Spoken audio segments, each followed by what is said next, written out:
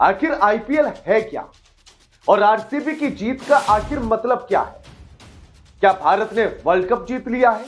क्या आरसीबी की जीत का मतलब यह है कि भारत और पाकिस्तान के बीच जो संघर्ष चल रहा था उसमें पाकिस्तान ने भारत के आगे घुटने टेक दिए हैं?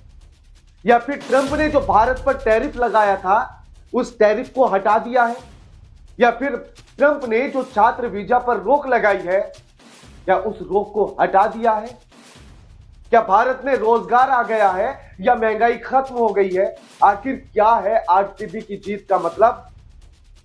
नमस्कार, मैं आपके साथ केके राणा, न्यूज संवाद देख रहे हैं आप। और आज ये सवाल आखिर हम क्यों उठा रहे हैं कि आरसीबी की जीत का आखिर मतलब क्या है?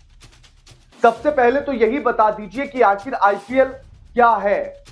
अमीरों की किट्टी पार्टी या धड्डा सेठों का ऐशो आराम, उनका बिजनेस, और जो आपको मूर्ख बनाकर किया जाता है?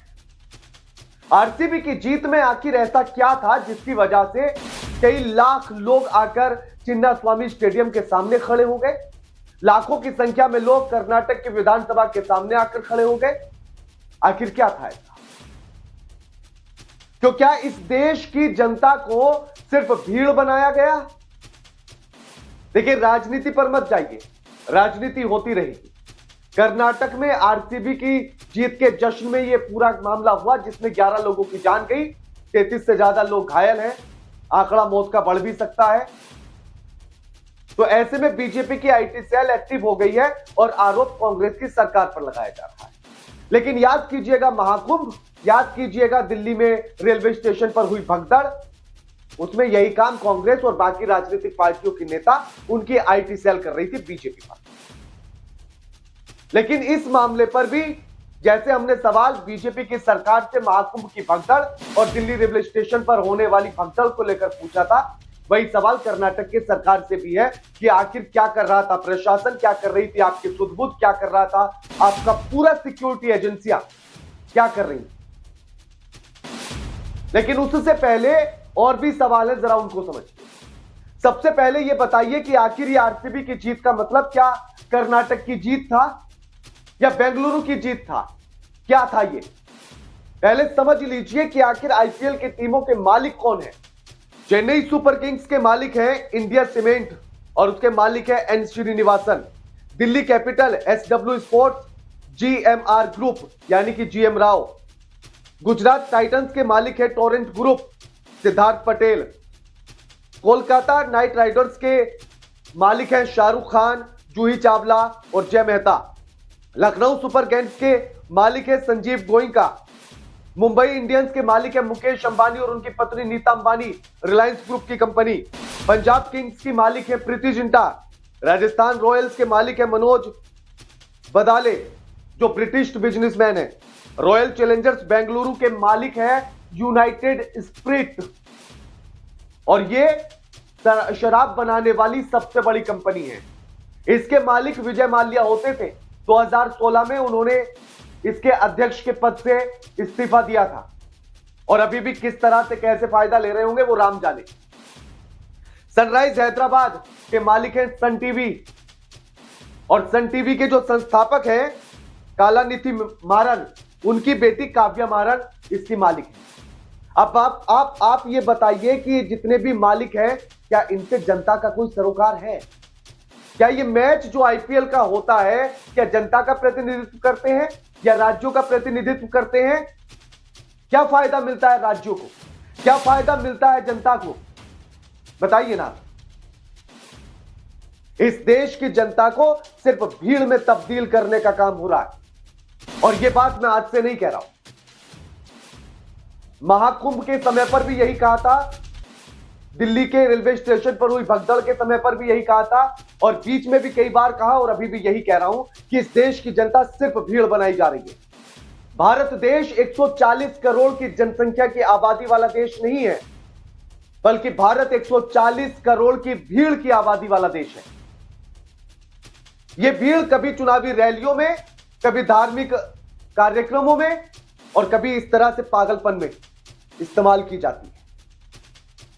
विराट कोहली ने कहा कि 18 साल से वो सोए नहीं थे, आज इस ट्रॉफी को जीतकर उन्हें अच्छे से नींद आई। किसके लिए नहीं सोए थे? हैदराबाद की जनता के लिए, कर्नाटक की जनता के लिए, या फिर यूनाइटेड स्पिरिट अपनी कंपनी के मालिकों के लिए? किसके लिए नींद नहीं आई?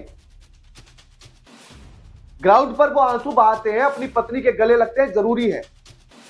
इस देश की जनता का मूर्ख बनाने के लिए ग्राउंड पर रोना पड़ेगा, पत्नी के गले लगकर सिसकना पड़ेगा, ये याद रखिए। यही भीड़ जब आपके बच्चों को, आपके बेटे को, बेटी को अच्छी शिक्षा नहीं मिलती, आप कहां होते? जब उन्हें नौकरी नहीं मिलती, आप कहां होते? जब उन्हें बेहतर इलाज नहीं मिलता है, आप कहां होते? तब क्यों नहीं ये लाखों की भीड़ आती सड़कों पर? लेकिन ये भीड़ क्योंकि उस काम के लिए नहीं बनाई गई कि सरकार उसे सवाल कर सके, क्योंकि ये भीड़ बनाई गई है ऐसे खिलाड़ियों के पागलपन के लिए, ऐसे खिलाड़ियों के लिए, ताकि सरकार से सवाल ना करें। जब अल्लू अर्जुन की फिल्म पुष्पा रिलीज हुई थी, वहां भगदड़ हुई थी, मैंने तब भी यही बात कही थी कि इस देश की जनसंख्या सिर्फ भीड़ में तब्दील की जा रही है, सतर्क रहिए। लेकिन कोई मानने के लिए तैयार नहीं है। यकीन मानिए, जल्द मानेंगे आप इस बात। क्या देते हैं ये खिलाड़ी आपको? बताइए ना, क्या देते हैं? ईमानदारी से बताइए कि आखिर क्रिकेट के ये खिलाड़ी, आईपीएल के खिलाड़ी आपको क्या देते हैं? ये देते हैं आपको ड्रीम 11 जैसा सट्टा, सट्टेबाज बनाना चाहते हैं ये खिलाड़ी आपको। और ये खिलाड़ी नहीं, तमाम बॉलीवुड के अभिनेता भी। और इससे कोई अछूता नहीं है, ना बड़ा ना छोटा। और आप सब इनके प्यार में, इनके फैंस होने के नाम पर सट्टेबाज होते जा रहे हैं। जुआ ही है वो। इन कंपनियों ने, इन आईपीएल की टीम की कंपनियों ने कब कितना कमाया आपको अंदाजा भी नहीं होगा। लेकिन आप इन्हीं के फैंस के नाम पर सिर्फ भीड़ बन रहे हैं। जब कर्नाटक की पुलिस ने इस बात की चेतावनी दी थी कि अभी यह कार्यक्रम मत रखिएगा, अगले संडे रखना, वरना भीड़ कंट्रोल होना मुश्किल हो जाएगी, तो क्यों रॉयल चैलेंजर्स ने इस बात को नहीं माना? क्यों कर्नाटक की सरकार ने इस बात को नहीं माना? क्योंकि वो इस भीड़ के उत्साह को भीड़ में तब्दील, क्योंकि वो फैंस के नाम पर उत्साह पैदा हुआ और उस उत्साह से भीड़ को उत्पन्न करना चाहती थी और अपने मजे लूटना चाहती थी। रॉयल चैलेंजर्स बेंगलुरु आरसीबी की जीत में आखिर कर्नाटक की सरकार का काम क्या था? क्यों कर्नाटक के उप मुख्यमंत्री डीके शिव कुमार एयरपोर्ट से खिलाड़ियों को लेने पहुंचे? आपकी वजह से। क्योंकि सरकारों के पास खुद को गिनाने के लिए कुछ नहीं है। जो बेंगलुरु सिटी 4 बूंद बारिश पड़ जाने से स्विमिंग पूल में, तब तालाब में तब्दील हो जाती हो, वो सरकार क्या अपने काम गिनवाएगी, क्या अपनी उपलब्धियां गिनवाएगी? तो उसको पता है कि आप इनके फैंस होने के नाम पर पागल हैं, तो इनके साथ खड़े होंगे तो आप उनके साथ अपने आप हो जाएंगे। इसीलिए गए, क्योंकि आपने तो उन्हें कोई काम दिया ही नहीं। शिक्षा के नाम पर आप उनसे सवाल नहीं करते, स्वास्थ्य के नाम पर आप उनसे सवाल नहीं करते, विकास, रोजगार, महंगाई के नाम पर आप उनसे सवाल नहीं करते।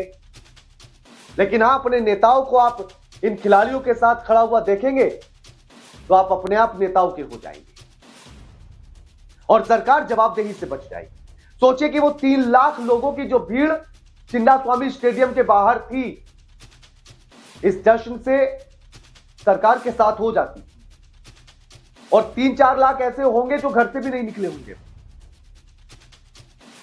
तो मतलब 6-7 लाख लोगों की भीड़ को तो सरकार चुप करा देती, क्योंकि उसने जश्न मनाया है आरसीबी की जीत का, और आप फिर उनसे सवाल नहीं कर पाए। और इसीलिए सरकारें इस तरह के ढोंग रचती, क्योंकि आपने सवाल करना छोड़ दिया है सरकारों से, क्योंकि आप झूठे इन खिलाड़ियों के चक्कर में अपने आप को बर्बाद कर, खुद को भीड़ में, भेड़ बकरियों में तब्दील कर। छोटे छोटे बच्चे किस लिए आए थे? कौन सा जश्न मनाने आए थे? वो 4 साल, 5 साल, 7 साल, 10 साल के बच्चे। क्या हो जाता अगर वो विराट कोहली को नहीं देखते, या क्या हो जाता अगर वो देख लेते? बताइए ना उनके जीवन में कौन सा परिवर्तन आ जाता, लेकिन आप लोगों ने कभी इसको सुना, सोचा ही नहीं। बस जश्न के नाम पर चल दिए घर और जान गई ना 11 लोग। कौन जिम्मेदार है उसका? मैंने महाकुंभ की भगदड़ के समय पर भी यही कहा था कि जितनी जिम्मेदार सरकार है उतनी जिम्मेदार ये भीड़ में तब्दील हो चुकी जनता भी है।